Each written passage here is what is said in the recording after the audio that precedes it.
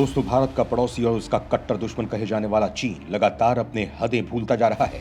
भारत के लिए परेशानी खड़ी करने के लिए वो कभी सीमा के पास इलाकों पर कब्जा करने की कोशिश कर रहा है, तो दूसरी ओर हिंद महासागर में भी अपनी हदें भूलकर यहां अपनी दादागिरी दिखाने की कोशिश कर रहा है। लेकिन भारत ने चीनी ड्रैगन को उसकी औकात दिखाने के लिए एक ऐसी शिकारी नौसेना को सौंप दिया है जिसकी ताकत के आगे चीन भागता नजर आएगा।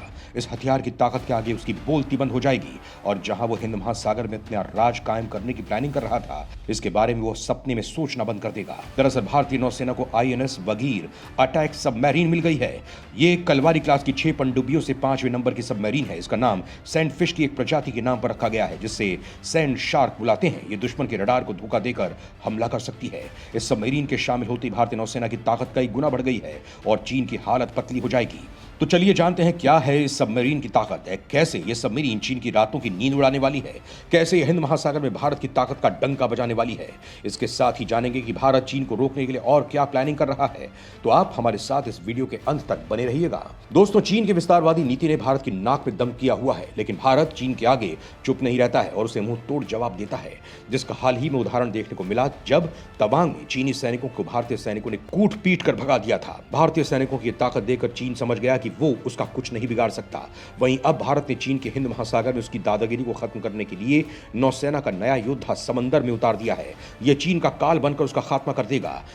भारत ने नौसेना की ताकत को बढ़ाने के लिए कलवरी श्रेणी की पनडुब्बियों की 5वीं पनडुब्बी आईएनएस वगीर को भारतीय नौसेना में शामिल किया है। दोस्तों, आपको बता दें कि भारतीय नेवी में सबसे पहले 1 नवंबर 1973 को वगीर को कमीशन किया गया था। इस पनडुब्बी ने कई अभियानों को अंजाम दिया है। 3 दशक तक सेवा में रहने के बाद इसे जनवरी 2001 में ही डीकमीशन किया गया। इसके बाद एक नई परियोजना के तहत नवंबर 2020 में इसे एक नए और आधुनिक अवतार में फिर से नौसेना बेड़े में शामिल करने के आदेश दिए गए। वहीं भारतीय नौसेना का दावा है कि भारत में सबसे कम समय में तैयार होने वाली पनडुब्बी है।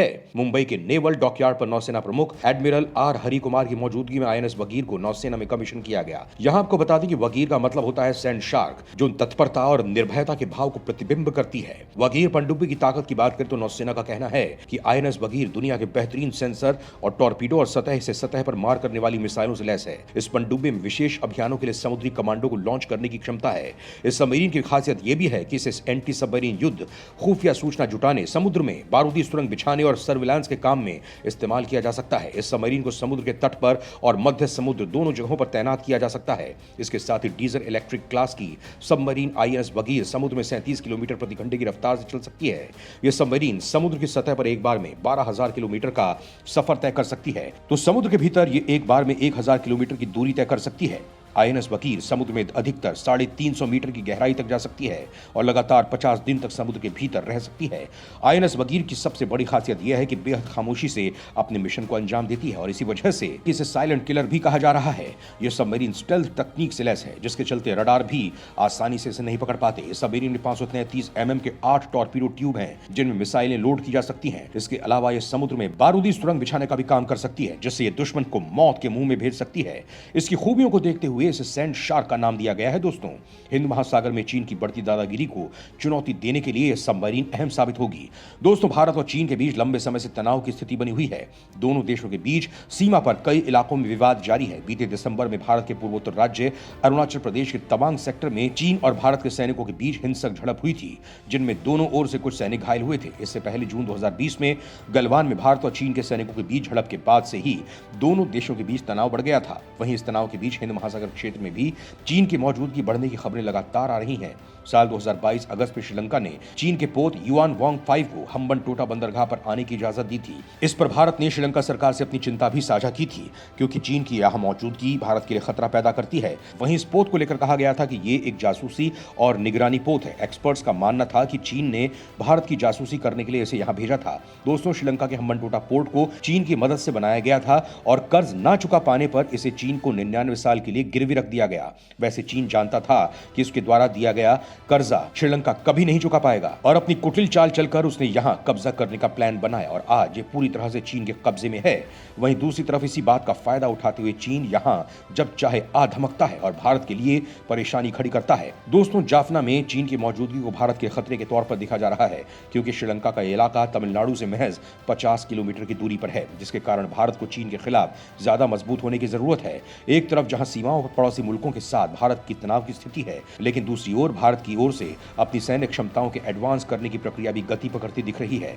18 दिसंबर साल 2022 को ही P-15B मिसाइल विध्वंसक युद्धपोत को भारतीय नौसेना के बेड़े में शामिल किया गया है। इस मौके पर रक्षा मंत्री राजनाथ सिंह ने कहा था कि Mazagon dock shipbuilding limited का बनाया गया ये युद्धपोत देश की रक्षा उपकरण तैयार करने की देश की काबिलियत का बड़ा उदाहरण है। वहीं इसमें शक नहीं है कि आने वाले वक्त में हम न केवल अपनी जरूरतों के लिए बल्कि दुनिया भर की जरूरतों के लिए युद्धपोत बनाएंगे। इसके साथ ही साल 2022 सितंबर में भारत ने अपने सबसे बड़े जंगी जहाज विक्रांत को अपने बेड़े में शामिल किया था।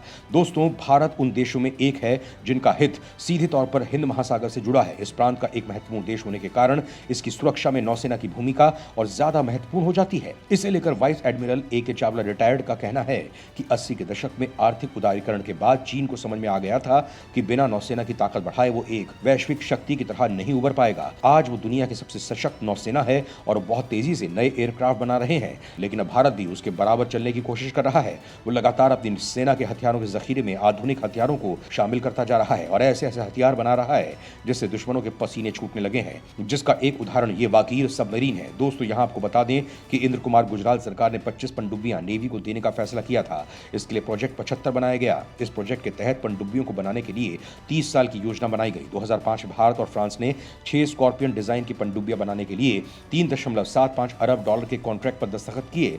कलवरी क्लास की पहली सबमरीन 2017 में नेवी को मिली थी। वहीं INS खंडेरी 2019 में लॉन्च की गई थी।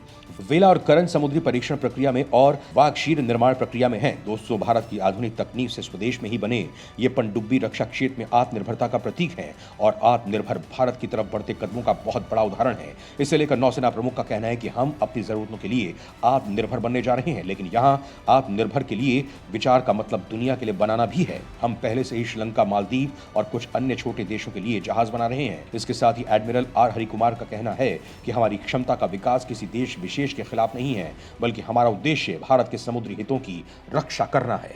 भारत की हथियारों को लेकर बढ़ती तकनीक और ताकत को लेकर आपका क्या मानना है दोस्तों? हमें कमेंट बॉक्स में जरूर बताएं।